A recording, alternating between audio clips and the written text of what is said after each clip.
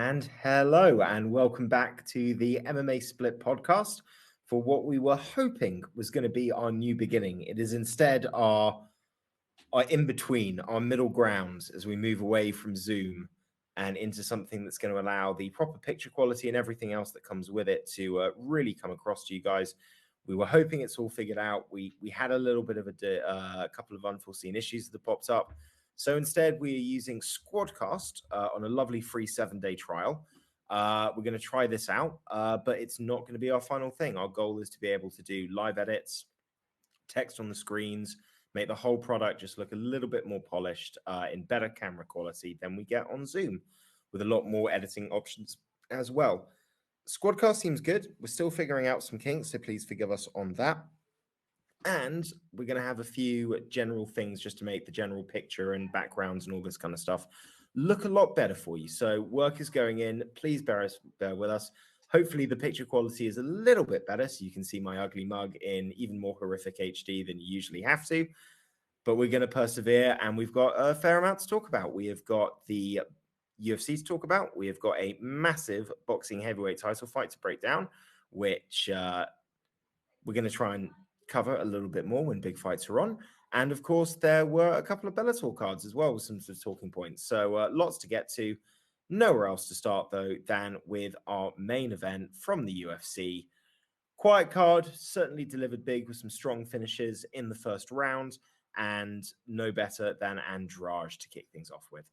We kind of felt this might be a bit of a one-sided matchup. Andrade is a beast. For about a minute and a half, I thought Lemos looked pretty good. But once it got close, it just didn't matter. Andrade gets the first standing arm triangle in the UFC. Josh, I know you enjoyed this one. What was your thoughts on effectively a submission? I did not think that you could get standing up at this level. Yeah, I mean, I have seen it before. I think Kat Zingano did it recently in Bellator, right? But it's certainly a weird one to get. I don't understand how, with the height discrepancy, she was able to really kind of lock that in. But she is hella strong. So, as soon as Lemos kind of had that panic look on her face, it did kind of occur to me that Andrade was maybe going to finish this one. Such a weird, such a freaky submission to land on that standing arm triangle choke. I thought it was fucking amazing. Like I said, it did start off kind of tepid. Lemos looked like she was going to kind of try and pick her apart, maybe play the matador a little bit. But Jesus Christ, Andrade has way more weapons than I thought she had. That is a savage submission. That is something special. That's a submission you pull off when you are freakishly strong. I mean, freakishly strong. How the fuck she managed to get enough fulcrum, enough pressure from that position is terrifying. And I mean, let's be honest, this is the division that she won the belt in. It's the division she probably can be most competitive in. She's 1-on-1 with the champ. And after this, I mean, what do you think? Like, where do you think Andrade can stack? Because one thing I'd say since she went up to flyweight is she did seem to be a little bit more sensible, a little bit less aggressive, a little bit more measured. Do you think that if she takes that approach down to strawweight with the weight and power advantage that she's going to have, not to mention maybe not having to deal with quite as much height as consistently as you'd maybe see at 125, do you think that she can get herself back into that title contending picture again? Yeah, I mean, anyone that's fought Shevchenko and changed weight classes will attest to the fact that they thought they knew what a technical fighter was. Then they went up against Valentina. Yeah, when Korean Zombie gets absolutely marked by Volkanovski, he says, "Thank you for showing me the difference between what I thought a championship level was and what a championship level actually is." That's that Shevchenko factor, and it seems like Andrade has learned that lesson well. So I really think she could. Look, if she's not having any issues with the weight and she carries on taking steps forward, yeah, she's a real fucking live wire in this division. It's really kind of just like an early stoppage against Wei Li that's dethroned her, and then kind of bailed out for 125, thinking that was going to be maybe a more comfortable division for her. I'm excited to see Andrade back where I think she belongs. I don't know. How do you guys rate her after this one? Everyone's got to be a little high on Andrade right now. She could probably take on Rose, probably finish Rose, probably take the title. She's But really we good. know she can beat Rose. Yeah. How many fights before she gets a title shot? What, another fight, and then she's got a title shot? Maybe. Well, it depends. Depends on the timing, I think. We're gonna have Whaley against Joanna again, right? Got Yep, Carla sparring in a 275. couple of weeks. I think depending on how fast they can turn around the winner of Joanna against Whaley, maybe one more win. It depends Otherwise, who she probably fights. no more than two. Yeah. But here's the thing: I think she's a really good matchup for most of the people. Like, we know that Joanna's an issue, we know that Whaley would be an issue, and we know she can lose to Rose, but she can also beat Rose.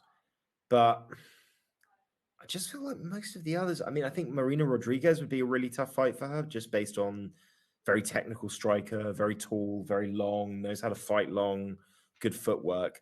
But I think Yan Xiaonan struggles big time. I think Carla struggles. I think Mackenzie struggles. I think Hebas struggles. So I think there's a lot of people there that you'd look at and go, I mean, the weird thing as well, where did she end up getting ranked? Because it almost felt like she was unranked for this. Lemos She's still not got the ranked. second. Technically, She's still not ranked. I just checked. traditionally though, if you're ranked high in another division and you change over, it usually only takes a win or two to more or less just bring your number up or down to the appropriate weight class. Well, Lemos is still 10th, and Andrade is not in it, so they haven't actually. They haven't. They updated it. update them on Tuesday. Usually, we're recording this on Monday. Who have we got at number 5 and 6 right now at 115? So I can't hear you very well, Josh. Keep it louder. Sorry. Yeah, can you pop your volume mic up a bit?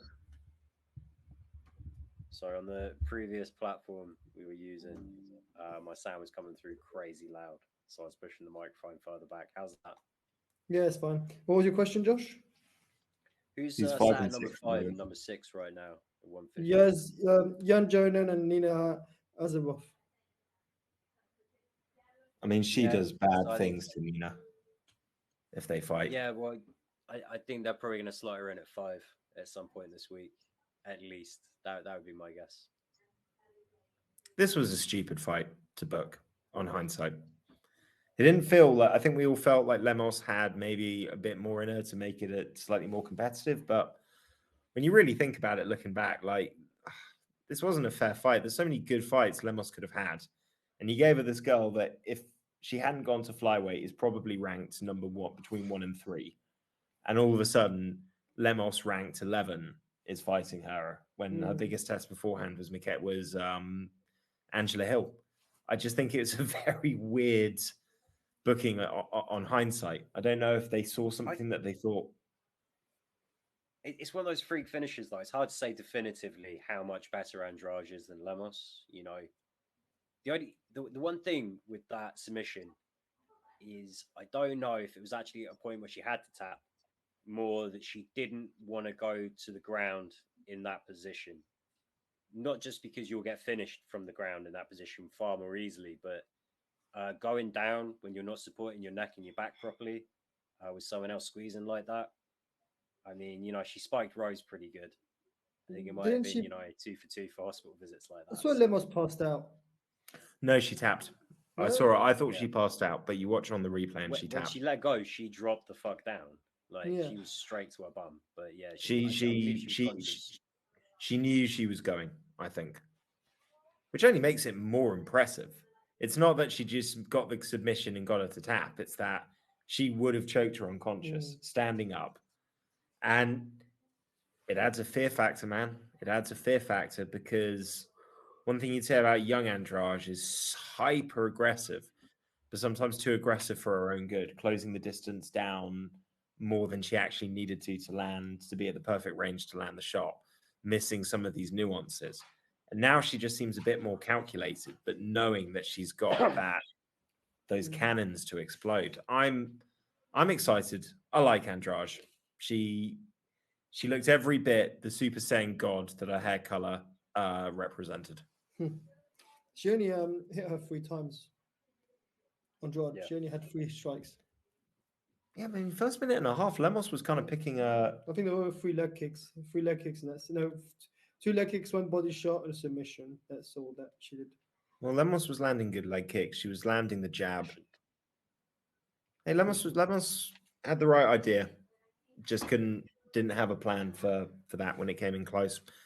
And fair play for Lemos. I just think this was a step, way too big a step too quickly. She should have been fighting. Tell you what, Tisha Torres would be a good fight. Looking at the rankings. This year, she'll probably be fighting Lemos, soon. Tisha Torres. I don't know. Let's see, but I think Andrade will be fighting soon. She took no damage, and she wants to get the title. I think before the end of the year, she'll probably be fighting Rose for a title shot. I wouldn't be surprised. If she's going to take a quick fight, I think it's going to have to be a big name and an impressive win. That's the only way she wins, isn't it? But it's have to be a big name and an impressive win to leapfrog the winner of the Weili-Joanna rematch. Honestly, Zhang won't get that fight if she wins. Joanna might, because even though they're both 0-2 to Rose, I think the Joanna fights are long ago enough that people have short memories. And one thing is if you want to labeled it. Sorry, I was going to say, hasn't Dana White already said that the winner of that one's going to get the next title shot, though? Not that his word means anything, but I believe it's being positioned as an eliminator. Joanna's so good at making the most of mic opportunities and her wins and pushing herself. And she knows that she's a sellable name, that I think she won't give them a choice if she wins. If she beats Zhang Weili, she's going to be on the mic in Singapore, grabbing Dana by the hand and forcing him. I mean, if she could force him to sign the contract in the octagon, she probably would. Zhang, I just feel she's lost to Rose twice within the last 14 months. It's pretty hard to justify. And the second fight was close, but you know what I mean? Rose still won. If you look at the numbers, Rose won that fight. I don't think it's necessarily merited. Whereas, I don't know. I think neither are merited, to be honest. I think both should have to win one more after that. And I think Andrade has got a better claim to fighting Rose again than they do, because Andrade has beaten Rose. She's the one that's got the winner. Absolutely. I'm just trying to put myself into Dana's mindset, which is impossible to do because the man's full of shit. And I'm thinking, big Chinese market, really enjoyed having a Chinese champion for a second there. So, and I might be getting that wrong, but I'm pretty sure he's already labeled this that fight an eliminator. So, again, means nothing. He may have done. And put it this way, if that fight between the two of them is even 70% as good as their first one, it's going to be really fucking hard to deny the winner a shot. Right. Yeah, that's a factor too. What was your favorite submission of the night? Oh, was it Andrade? The co-main. Co-main? No. You want to move on to the co-main? By the way you're moving us on. The co-main was pretty fucking sweet. I'm not going to lie. That was. Have you ever seen Guida get submitted before? Yes, but not like that. Yeah, given that Puelles has only got a hand. I know he's a grappler, but he's only got something like 4 or 5 submissions, right? And like almost half of them are knee bars now. I think that's his 3rd knee bar. He had 2 before, out of like 4 or 5 submissions coming in. Oh, well. I can't believe Guida didn't do the homework on that. The way he tried to roll out of that one and just leaving the leg there. I literally said he wasn't going to give up anything cheap and stupid. And then he fucking goes out and does it. He's defending the whole time, chaining them submissions together. Puelles looks an absolute beast. And then Guida just kind of shit the bed for half a second. And it was so slick. But the thing is, though, it wasn't just one attempt from Puelles. He was throwing so many different problems and questions at Guida. I mean, there was an arm bar and there was a triangle attempt. There was omoplaster attempts. So it's not like Guida got on the ground and just had this loss of concentration. He had defended pretty fucking well, to be fair. Like 3 or 4 consecutive attempts. And this is what somebody like Puelles can bring, where it's like chain wrestling for submissions. It's like, it's not the first one, it's not the second one, it's not the third one. It's by the 4th and the 5th one. And you just get a little bit desperate when you sense a moment and you just switch off. And such variety as well, attacking the arms, attacking the neck, attacking the knee in the end. It's There's so many different questions he asked, and I'm delighted because this is what ended up winning me the pick show, which first win since we started counting. I'm fucking delighted about that one. But this is what I felt. I felt like the problem with Clay Guida is he has to bring the fight into Puellas' territory. So he's asking, he's in that situation. You got to be really fucking switched on. And I love Guida, but he's not, nothing about him is technical. It is effort and stamina and will and determination. Usually his wrestling, his top control is very technical. And in my opinion, when he switched from the shoulder to the armbar, he would have been better served just trying to get both arms in and either sitting in half guard or full guard, but just, taking a breather, having some top control, and maybe progressing to some ground and pound. And instead he pulls that stupid ass fucking roll. And I'm just like, you would never do that. You would never take a liberty like that, have such complacency against another fighter. Like, yes, Puellas did a fantastic job of attacking the shoulder.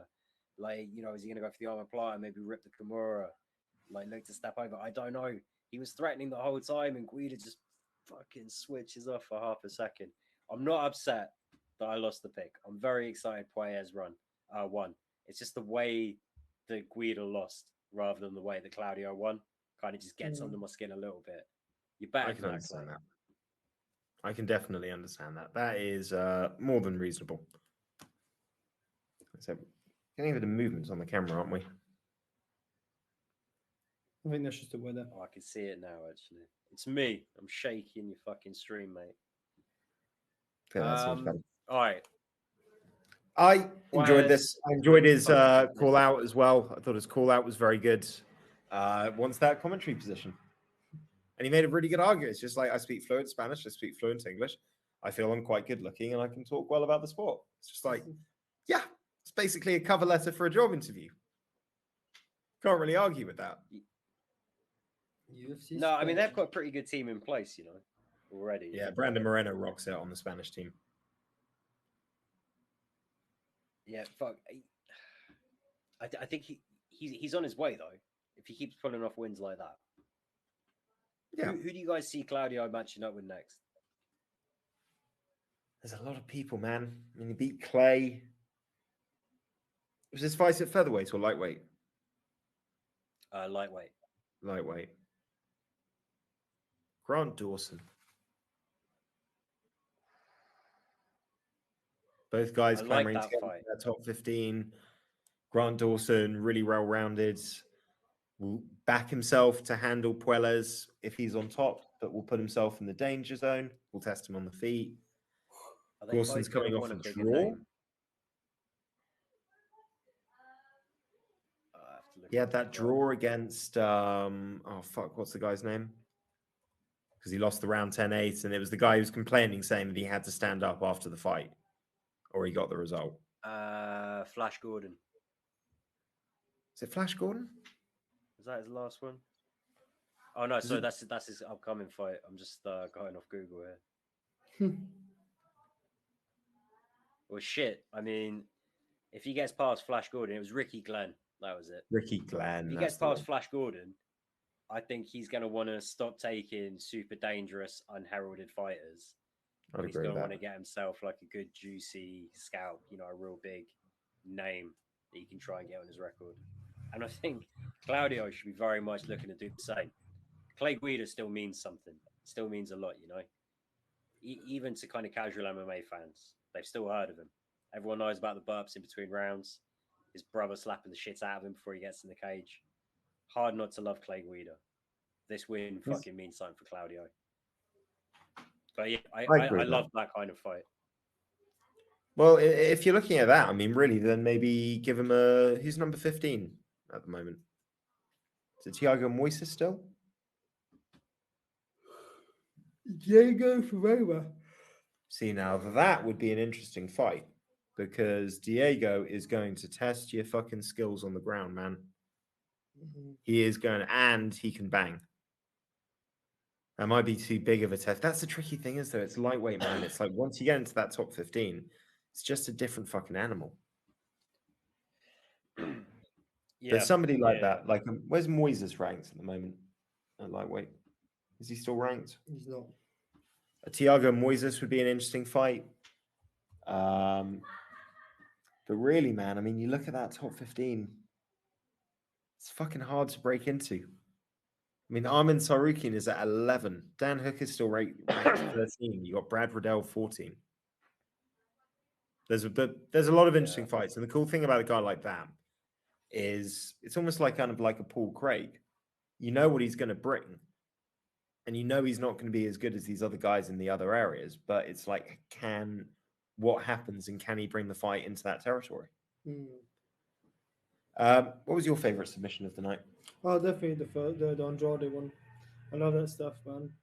I love when it's just unexpected.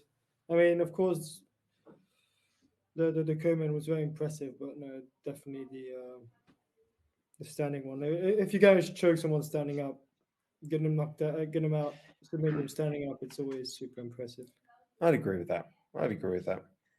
But some good fucking, really, really good finishes.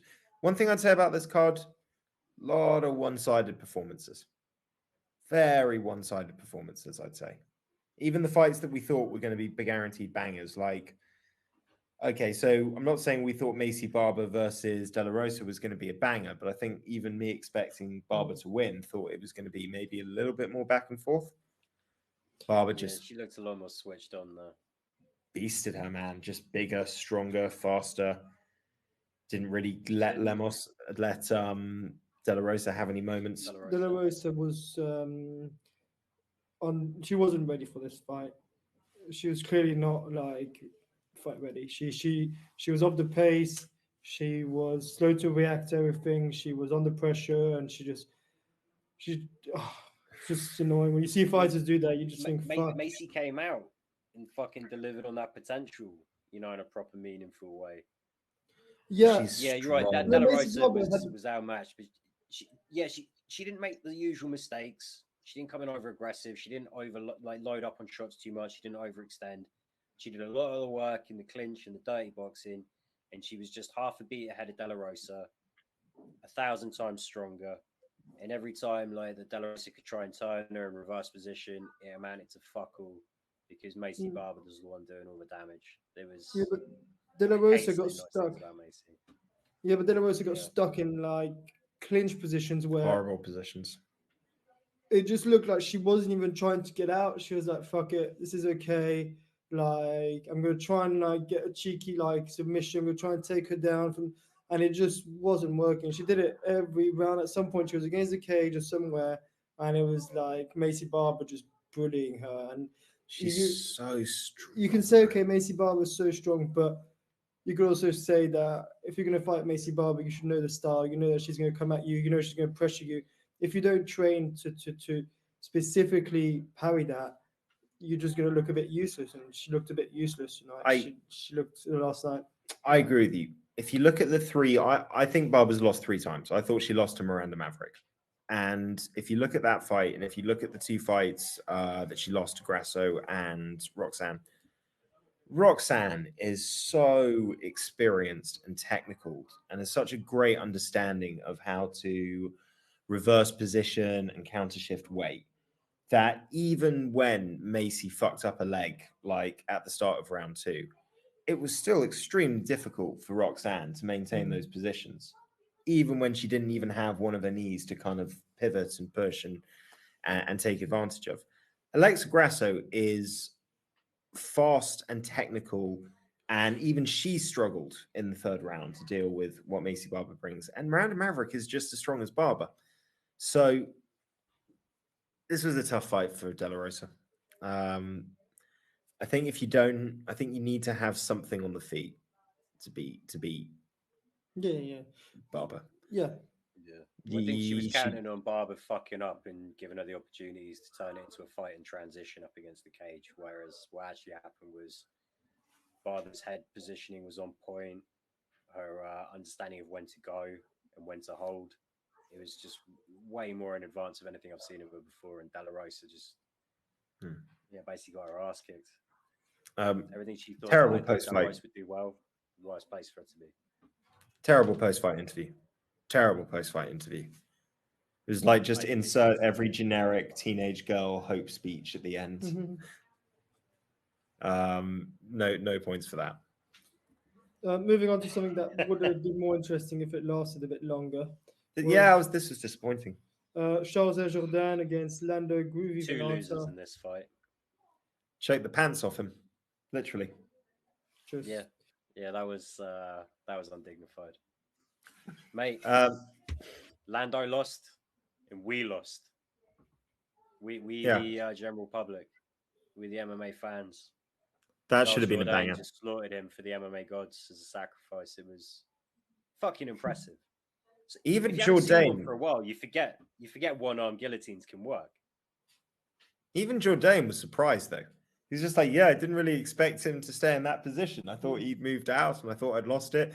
And then he gave me the neck again. I was just like, yeah, okay, man, here we go. the amount of people I've seen When he in that said it, position, everyone forgets he's a black belt. Sorry, guys. Yep. So he mentioned that as well in the interview. He was like, I'm a black belt, by the way. But the amount of people I've seen trying to choke someone out in that position, it never works. I mean, I think for the last year of watching UFC, I've seen people go for that kind of like reverse one arm kind of choke. And you're like, usually they just always get reversed. And yeah, he choked him out. Super impressive. Disappointing from Venata though. Just,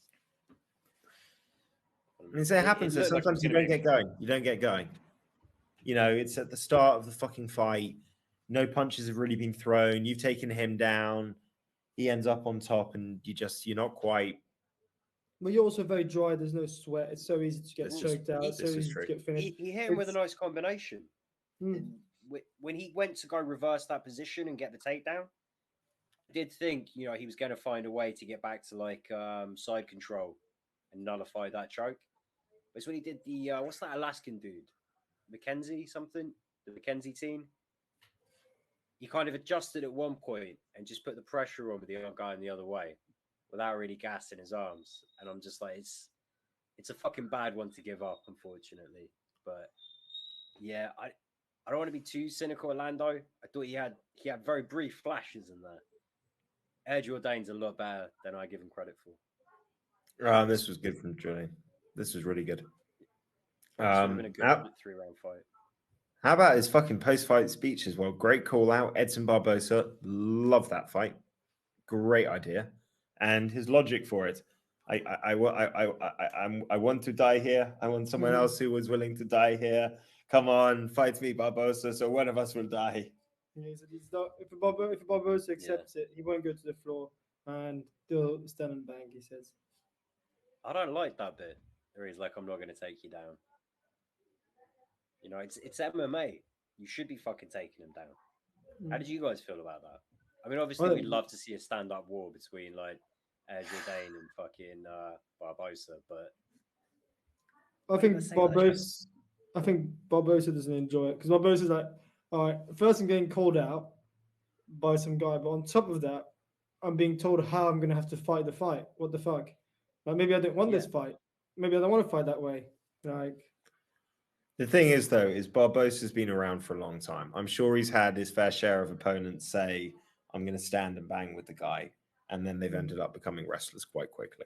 I don't think that's... and I don't think it bothers him as well. It's like there was an idea after he had a couple of losses that all you really needed to do is just stare in his face and pressure him. And then Dan Hooker came in and just got annihilated. Just absolutely annihilated because you can know what you're meant to do, but it doesn't mean that you're going to be able to do it. And Barbosa's still a beast, man. Like Giga Chikadze is a beast. He beats a lot of guys in that division, and Bryce Mitchell is a problem. Does anyone think Jourdain wins that fight? Or Against who? Barbosa. Oh, maybe. He definitely does not win against Bryce Mitchell. Yeah, if he fucking takes him down. If he takes Barbosa down, absolutely. He's got a very good shot. You want to stand on the feet with Barbosa, you are attempting fate there. I don't think that's a good idea. So another Canadian also won. Barrio. Man, I spoke some real shit about this guy. Yeah. Well, everyone was backing Jordan Whyte, and they were wrong. We were wrong. I'd like to point out that we back Powerball. I got the final 4 fights on the card right, but up until this point, things were not going well for me, and I needed everything else to go exactly as I predicted with method if I was going to beat Josh. And losing this fight was really the moment where I started thinking, like, it's going to be fucking 4.5 down in the picks. This is a fucking catastrophe. Let's talk about Jordan Wright more. We know that where Barrio is, and this was a good win, but and Jordan Wright is, another one of these young undefeated kids that comes in, and it's just kind of looks more and more like he's not ready. Yeah, I mean, the tools are there, right? We can all agree all the tools are there. And maybe sometimes things just don't quite go his way, but and he has fought some decent UFC opposition, but it's not ranked opponents. It's he fought Fluffy Hernandez on Contender Series, Ike Villanueva, who we'll talk about in a minute, Joaquin Buckley, Jamie Pickett, Bruno Silva, now Powerbar. It's an impressive resume, but it's not like a who's who of middleweight talent. It's some of these are light heavies, but I don't know. He's got time, right? He's got time to put it together. I don't want to write him off, but yeah, I understand exactly what you're saying, Matt. This looks to be like a bit of a sloping kind of overall trend with him. He's not doing great. Can you keep the glass on the floor? Could you just say No, yeah, I kind of think, man, we're having all the fucking difficulties today. There was a guy whistling outside, and now we've got a fucking speaker playing. I don't know if Josh can hear that. I can't hear anything other than the ice cubes rattling. Yeah, you can't hear that. That's too far. It's interesting. It's interesting. Good mic. I can edit that part out. That's fine. I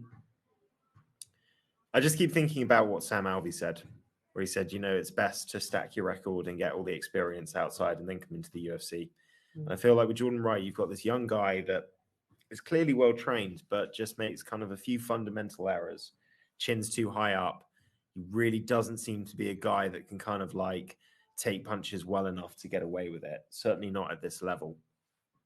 And you got this guy that's just going to end up taking a lot of damage and losing confidence instead of kind of being able to sort of build on it and work on his skills and make small improvements. And I feel he's going to be one of these guys that we see gets cut and then goes away, and then we see him again a couple of years later. And you kind of feel like you could have been doing that first and then coming into the UFC for the first time on that point. Right. That's just me. Maybe. I think with Wright, he's probably going to make the most amount of money he can make doing it this way. He'll get more money on the regional scene now. He's on fuck all money right now. He'll probably be, depending on where he goes, if he goes low level, he goes regional, it'll be like a lateral financial move. If he goes to a smaller, big organization, he'll probably be making like twice the money. And then he can put himself in a position to really negotiate if he comes back in. Fair point. For Barrio, things just continue, I suppose. Yep. Fight of the night was Dwight Grant. Oh, sorry. So, Josh? I was going to say it's the perfect soundbite for Powerbar. Things are just going to carry on, I suppose. Like, yeah, it's exactly where he's at. Like, we're not going to talk about what a great win it was. Like, we just fucking know who he is. Do an Omari Akhmedov. Go win one in PFL or something. So the UFC officially announced that fight of the night was Dwight Grant against Sergey Kandosko. What do you think of that? Slim fucking pickings to pick that, to give an award for that one. I would have thought they'd go for performances instead of a fight of the night. But no, but there's performance of the night and fight of the night. They're two different awards. So the fight, to clarify, performance of the night were for the 2 submissions, and fight of the night was Dwight Grant against Sergey. Yes, but what they have done in situations where there isn't necessarily a worthy fight of the night is they've done more. This was a good fight, though. This was a good fight. Yeah. To just clarify I think it warrants it. The two other ones, a bit of back and forth. Fighting for adversity, fighting through injury. Dwight Grant's eye was fucked up pretty early on there. Yeah, that was nasty, man. He looked like he had a cracked orbital there, but in a really awkward position. Yeah, I think he did. And he almost had Honda out of there a couple of times, I thought. You know, I wonder how much the eye kind of impacted his ability to rush things. But I thought this was a really fun fight. Yeah. They're actually like going for it, like properly going for it. No, and I mean, belly and he kicks. This is basically boxing and MMA for the most part. Sergey went for a few kicks, no? Or did I dream that? I'll check now. Probably a few, but it wasn't. You've got the stats in front of you. I'm just looking for them. Yeah, no. Half the knockdowns we had all night came in this fight. That's insane. Most of the fights ended in the first round, apart from, this and that helps the this and ratio. Barber. Yeah. And obviously, knockouts don't count as knockdowns, so that always helps. Yeah. As we'll discuss with Ike Villanueva in a little bit. Yeah. No, listen, I like Grant. I've never seen Sergey, didn't know anything about him. I know his name now. He's had some fights in the UFC, but I think they said it was like a 3-year layoff, 4 layoff, something like that, since the last one. They talked about it. The theme of this week, that last weekend's fight, was coming back, returning from the long layoff. Hell yeah. Does that move us across to Tyson Pedro?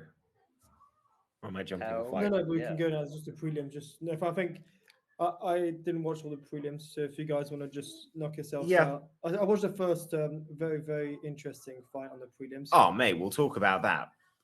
But yeah, Tyson Pedro, Ike Villanueva. Pedro back after 4 years. Villanueva's not really at this level. Just got pieced apart, really. The leg kicks added up, and kind of tragic. He had his kid there. It was his kid's wish for his 18th birthday that he could corner his dad. And I think his dad kind of said, I don't know how many more of these I've got in the UFC, so I can come to this one. And I think his kid got kid's big, so he helped carry him out, His kid's playing fucking his kid's playing D-line or O-line for some fucking big uni, man. I've got a feeling we're going to be seeing little Villanueva. 270, you're going to get fucking scholarships. Yeah. I couldn't remember if they said, I'd imagine at that size, it's got to be D-line. You'd want a little bit more weight for the O-line, surely.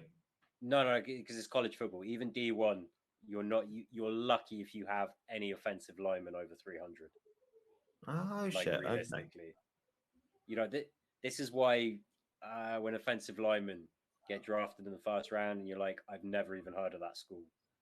It's not about how good the program you played at was always, as much as it is how much of the prototypical tackle, guard, center are you, Yeah, I've got you. Because there's only a handful of people that can be that big, that strong, that fat, run that fast, be that agile. So, you can teach a big guy to play O-line. You can't teach a good, technically sound O-line player to be bigger, faster, stronger. This is true. There's a couple of monsters in the draft, man. There's a defensive tackle who is 6'6", 360 pounds, and he runs the 40-yard dash in 4.6 seconds. It doesn't make sense. That's like fucking that's like rhinoceros physics. It's insane. It's absolutely fucking insane. There's a 6'7" guy in the draft as well, Trevor Penning. There's some big fucking boys in this year's draft. Coming this Thursday. So excited. Going to be watching draft day this week. It's my annual tradition. Have you guys seen? I imagine have you seen draft day, Josh? Yeah, with fucking what's man, the legend. Yeah, Kevin Costner. No, Chadwick. Chadwick Boseman is also in it. That's correct. Boseman. I couldn't get my head around the second name. Chadwick Boseman, Kevin Costner. Yeah, it's one of the best sports movies ever made. It's absolutely fantastic. It perfectly encapsulates what the draft is and what it's like for teams. Yeah, but the whole I'm just going to pull off the best trades ever in the heat of the moment thing. Never fucking happens, man. It fucking happens. Okay. No. Honestly, as an Eagles fan, I know that our front office tend to pull off the best trades, and then we do fuck all with the draft picks. Okay, if draft day was realistic, there'd be a sequel where it's just sheer fucking ball ache, where none of these picks work out and everyone's just like on the Yeah. hot seat constantly. It never There's ever truth to that. fucking plays out like that. And by the There time are- you've gone enough years for the hindsight, they're going to be talking about all the strong value that there was in the second, third, fourth, fifth round, and how come you didn't get on that as well, you know? There are some exceptions. There's one where basically this one team wanted this player so badly that they gave up their entire draft. Every single pick they had in the draft. And then that team that received all of these picks then used those picks to literally build like a dynasty of wins that all came from like the draft decisions they made because of that. There's other famous ones like the Saints have pulled off a couple of Stormers. There was one where the Bears traded up for a quarterback that absolutely nobody wanted. And then the team they traded to ended up picking all of these great players that like took them to a Super Bowl. So it can happen. It's a little bit over exaggerated, but it's a good movie. We digress. Yeah. I mean, really, Tyson's back. Tyson's back. Felipe Lenz is back. He's a light heavyweight now. Didn't look too bad. Didn't look bad. Marcin Prachnio is a decent opponent as well. Okay, I was a little impressed with that. Good win. Preston Parsons beats an elder that I literally do not know how this human being did not tap. Like, I really want to just spend a couple of minutes to focus on this because you're elder, you're undefeated, you're coming in on short notice, way above the level that you should be to fight a really talented up and coming fighter that people think has got some promise. And the number of times that nobody would have blamed him for just throwing in the towel and going, fuck it, I'm beaten up, I've lost. This is like the 8th time I've been in a triangle and it's fucking horrible and I'm just going to end it. And he just kept fucking getting out of it. I was really, really impressed with this guy. He lost, yeah, he's but like a mini John Fitch. Mate, this was like Charles he's a lightweight Rosa as well. Yeah, it's like the Charles Rosa, John Fitch school of submission, grappling submission defense. Just will not die, will not go quietly into that good night. It was pretty impressive. I think if Elder has a full fight camp and he's fighting someone in a weight class, maybe he could belong in the UFC at this level. And Preston Parsons as well, you know, hyped for a reason. The guy is very much a specialist, and Evan Elder wasn't able to kind of take it anywhere that Parsons was going to be uncomfortable in this fight. It was very much just set up as kind of like an exhibition, like a highlight reel for Parsons. You know, go out there and just show some like smooth shit on the ground. Fuck, so many fights fell off. We even lost the goddamn lock of the week. Curse of the week. Could rename that one. Yeah. He did the right thing. I feel sorry for Romanov, but I love the reason that they gave. The description of it, like they still managed to shit on Chase Sherman, even with them being nice. But you could tell from the description, they're like, he had a minor health scare that his team made the decision to take the maximum precaution on. And I look at that and just think, did he stub his fucking toe or something? Like, because it feels like they just looked at it. Did his team take the decision? Apparently. I thought it was the doctor didn't clear him. For an abundance of caution, but shit, I mean, it would make more sense if the team had called the shot in that situation. I just kind of wondered in the back of my mind, like when they saw Romanov, who usually looks like a fucking fat boy, and maybe they told their man, listen, like, I know he's really good, but he's quite tubby. Like, if he can survive, he looks like he gets tired in other fights. And then Romanov showed up on the scales looking fucking ripped. I was like, where the fuck has that guy come from? He's a beast. He's still like podgy and shit. But you're talking about a guy that you looked at with like rolling, moving fat when he walked around. And he looked fucking built. Like he's gone to the gym and gone, okay, I know I can wrestle like fuck, but let's get some other physical shit primed and ready. Chase Sherman is that health condition maybe saved his life. There was no good coming for him. The sad part is there's no way the UFC keeps him. He's getting recast immediately. It's like, we got you back in, and then you didn't even get to the fight. That's it. You're done. Oh, for sure. And there's the right thing for Chase. Right. Last thing we got to talk about UFC related is Mike Jackson getting kicked Wait. in the dick. Boys, wait, no, Cam Cheetah or Ori Keelang. This was a great fight. Oh, fuck. Sorry, I'm missing over this. Yeah, body shot at Richie Lang. That was Yeah, nasty. I love that body work. But you know what I really love? Is when both guys wear cool hats on the walkout. Agreed. I was like, someone's wearing a cool hat in this post-fight speech. No two ways about it. Richie Lang's What is a definitely performance. cooler. I mean, I don't want to shit on the Paras like that. But yeah, That's you're true. right. It was. But they were It both was. cool. Let's just say they're Nope. both cool. One's better, but they're both cool. I'm generally a fan of hat props on walkouts. There's very few that have looked like shit. Deontay Wilder, but only after the fact. That's in boxing. That's not in UFC though. And generally, Deontay Wilder is looking like a bit of it. Like they all look like morons when they walk out. Even when fucking Tyson Fury fought Wilder for the third time, he had like the cheapest looking fucking Spartan war costume on. It literally looks like he bought it from like a cheap costume shop for like $4.99. You know, as a guy down the caravan side, do you know what I mean? Boxing is weird. That was a good fight. And I realized that, see, at this point, none of my picks are going well. I'm thinking it's all going to be fucking horribly bad. And I'm just trying to work out, because I know none of us is doing good. But at this point, I'm pretty sure Josh is 2 up on me. And I'm not enjoying myself. Yeah, what's it? But it did turn around. Fucking come on.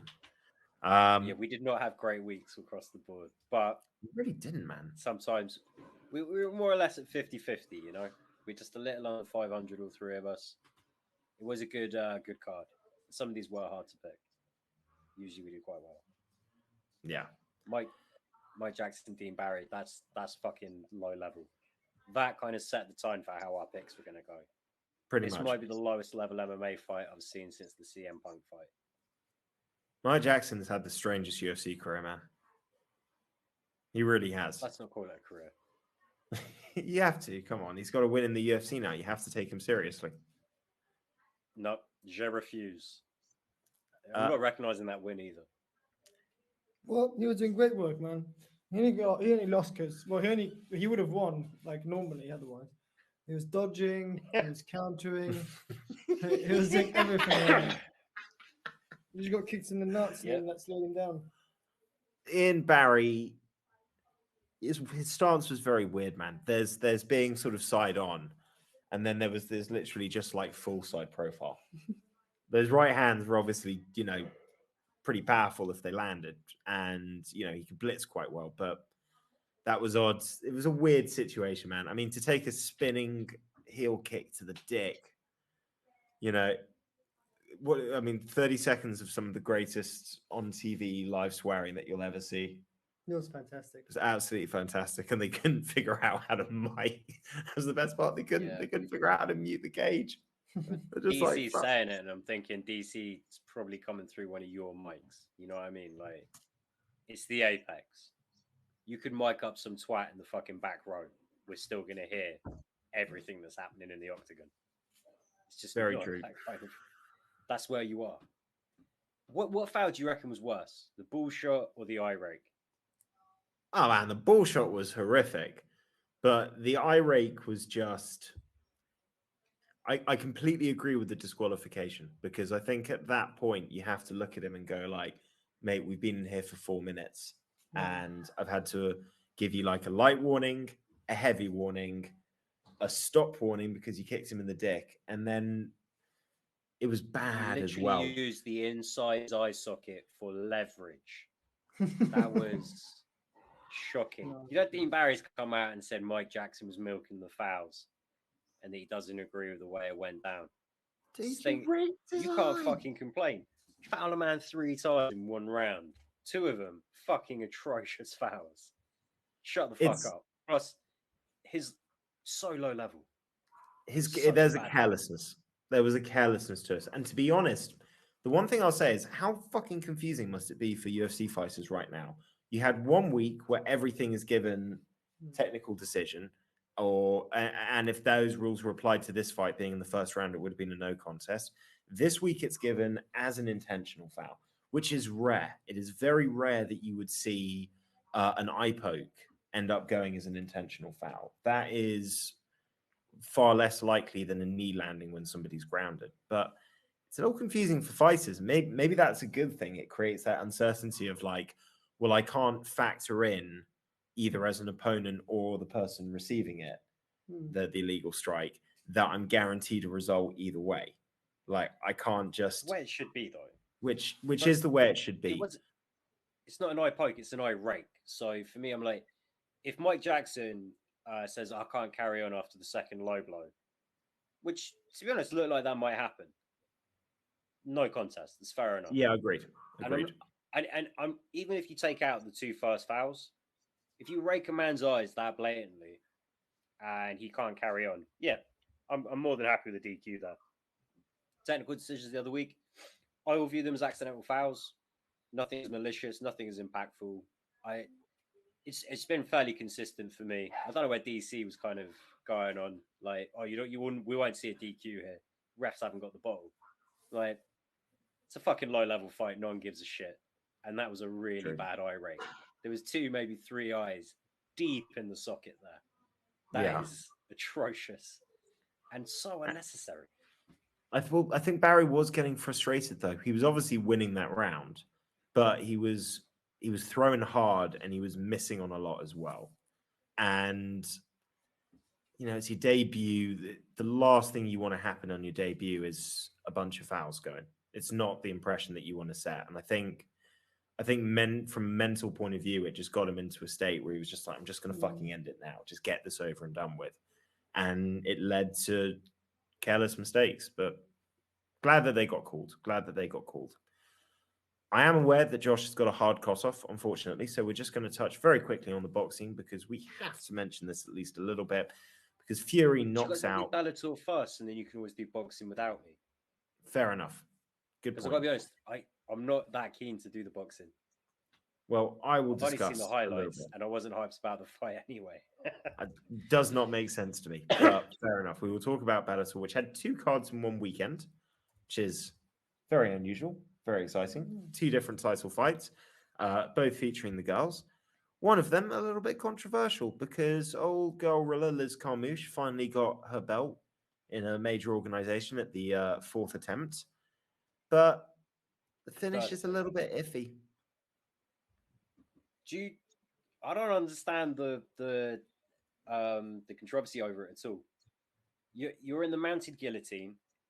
Yeah, he can let it go on a little longer. You know, Beltran can let you take some real damage. But the fact is, you're not defending yourself. You're in no position to change that.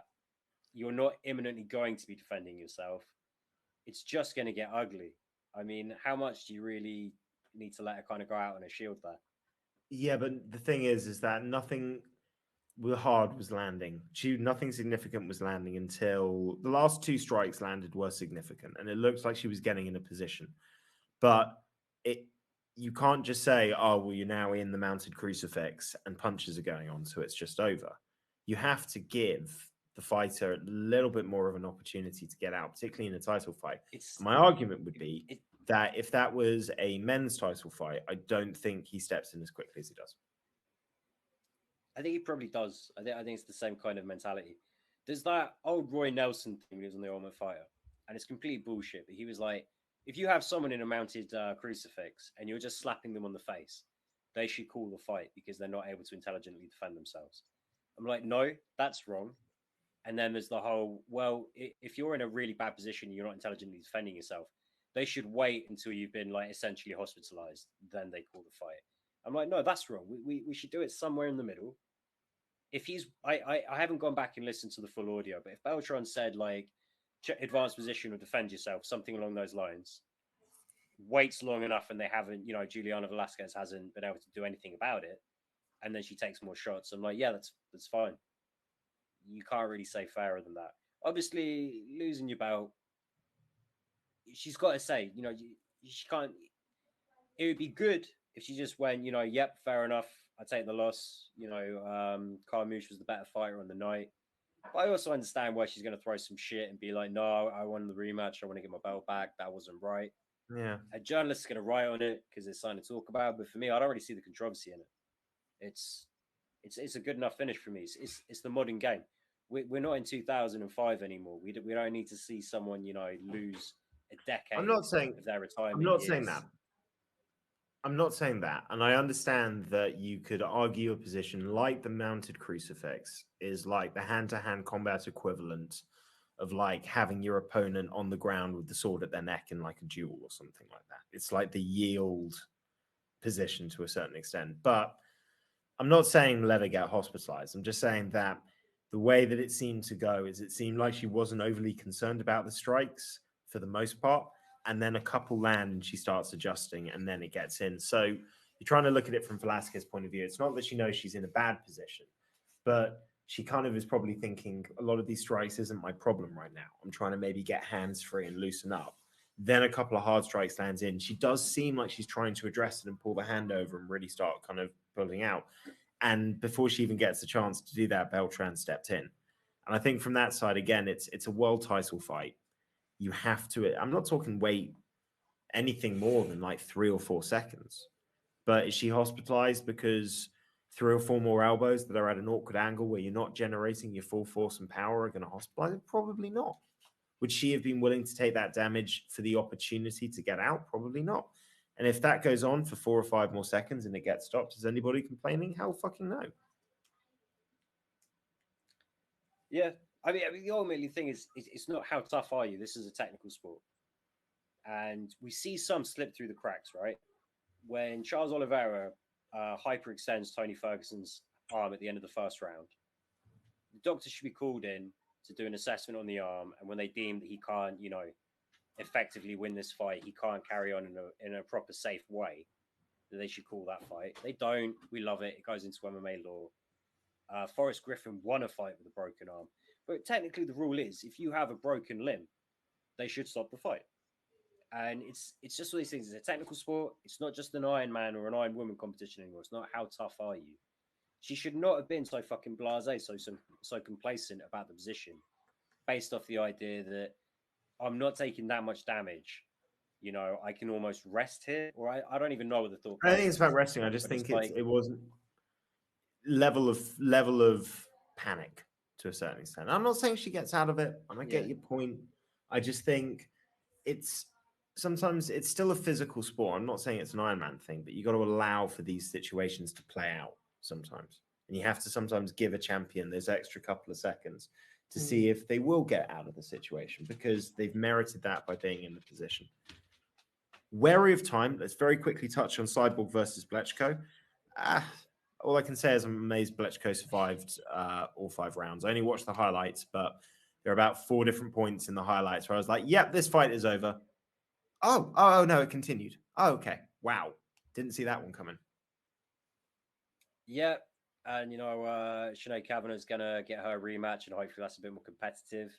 Just real quick before I jump off, we had the start of the Bantamweight Grand Prix, and geez fucking Louise. Friday night, Barzola, and shit, who's the other wild card punching their ticket to the tournament? Anyway, Enrique Barzola coming over from the UFC, cutting down a bantamweight. Look, well, it was 140, but either way, looking fucking legit against Emmanuel Sanchez. And Rafian Stotts fucking knocking out Juan Archuleta. It's not like I didn't see it coming, but I didn't think it was going to go down like that. So we've got a new interim title, and he only happens to be best fucking mates with the actual champion who's pulled out of the Grand Prix. Bellator's fucking interesting. All right. And with that, bye, Laurie. Bye, Dave. I'll leave you good people to carry on in my stead. Take care, guys. As Josh tries to figure out how to leave our new system. The leave button doesn't do it, apparently. Why would it? Why would it? Yeah, that would be sensible. That would make sense. That would be logical. Make sure it's recorded before he just leaves. Oh. Still recording there. It's recording on our side. Do you want to do the boxing now, or do you want to do it with? I was thinking, do you not want to do this with Laurie? Have like. I need to speak about Laurie, but if I have Laurie on, there's like, it's almost worth talking about loads of different boxing stuff, like upcoming fights and all the rest. We could touch on this quickly because you indeed did watch this fight. Fury knocks out Dylan White in round 6 with an uppercut from hell. apparently retires. That's what we're hearing. I don't think anybody believes it. We've got to see that AJ Usyk fight. You got to believe enough money is going to hit the table to make it worth his while. Really, it was an easy night. I mean, as you said, it wasn't really the most interesting fight until it was over. It just was just so one-sided. Apparently, some judges gave some rounds to White, but I don't understand how. No, super one-sided, knocked him out, done. And White complained that he got pushed. He's like, he knocked me, he hit me, and then he pushed me, and it's when I fell over, I hit my head. So the fight should be, there should be a rematch, which is just stupid. That's silly. So, would you have preferred him to throw a left hook at you instead? Yeah, exactly. Would that have made you more sense. likely to get up? Listen, it was a bit of a naughty push, but to be honest, I think it makes the moment more iconic. It's like he's landed the shot and he doesn't even need to do anything else. He just knows. It's like, there you go. Exactly. 99. Fury's too good, man. Fury's too good. He sang, didn't he, as well at the end? He did like. Oh, he loves to sing, dude. Loves to sing. He was like, I got to sing in front of like 80,000 people. What a dream come true. He's such an interesting character. And I don't think anyone can beat him because it's not just that he's technically excellent. He's fucking 6'9". It's like you can put the best fucking guy together, but unless he's Deontay Wilder kind of physics, not a chance. He's too tall, too long. Dylan White looked very average. 94,000 people, Wembley. That was pretty cool. Nice. Big result for them. I don't know how anyone can see anything. I mean, they've got big screens, I guess, but otherwise, like, you might as well watch it at home. I mean, the atmosphere must be great, but if you're not in the front seats, you're not seeing much, right? Well, see, that's the irony of it. You pay all this money to go, and then you just end up watching it on a TV screen. Yeah, plus you have to watch all the beginning and shit. I watched that, but I just can't get on with boxing. Personally, I mean, I'm sure boxing is great, but it's just so long. Everything takes so long. I came up and was like, oh, the fight's starting. And no, they're just walking out. I was like, oh. Do you feel that that's maybe your big issue? Because obviously you said that you find boxing sort of far less enjoyable than the UFC. It doesn't really appeal to you. Is it more the fights, or is it the fact that it's all the whole thing? It's like a massive build-up for something that, for me, is just not as exciting. As in, it's great. I mean, it's really like, if you're really loving boxing, I'm sure it's amazing. I mean, I'm sure once you understand everything, all the like technical stuff's amazing, all the tactical stuff. But as a casual viewer, it doesn't have the same like anything can happen as MMA. Yeah. Like unpredictability. It's either someone's going to get knocked out eventually. I mean, great knockout. Don't get me wrong. Like, there's some great moments in boxing, but as to spend my whole night watching an event, it's tough in between the events, and the undercards always suck. Yeah, it's just not the same build up. It's not the same level. It's just one sport for me. I prefer them to be like a martial art competition than just one martial art. I don't watch just jiu-jitsu. I don't watch just karate. I think that's the whole thing about MMA that makes it very enjoyable. You want that kind of like sort of not quite street fighting, but that kind of like action sort of thing of just like, you know. I just like the randomness. I just like to not know what to expect. Like that's a good answer. It's just I'm of course in boxing, like it's always unexpected, but it's unexpected with a small narrow margin of. Well, it's a more specific sport. Yeah, exactly. Much more specific sport. So I think I'm going to stick to UFC, but I'll watch big boxing events every now and then. If Fury does fight Joshua, I'll watch that. Or the Mexican guy, Andy Ruiz. Great guy. You do get some characters in boxing. You do get some characters in boxing. But Laurie, when you do watch this episode, I'm going to need you back on the show because, as you can see, neither of my cohorts are overly enthralled in boxing conversations. So I think we need to do another show to correct that. And I think that's as good a place as any to leave it, guys. We are going to hope that we're going to have our cool OBS system to run everything as of next week. Putting a lot of faith in Josh to get that one fixed. So come on, buddy. But we're going to be using this at least for the meantime. So maybe we do this for the pick show. We will see. But let us know how you like it. Is the picture quality better? Is it worse? Do you have any tips? Do you have any suggestions of other systems that we could use to get this done? Leave it in the comments if you do. For now, guys, have a great rest of your week. See you for the pick show. By Dave, by Laurie, by Trifo.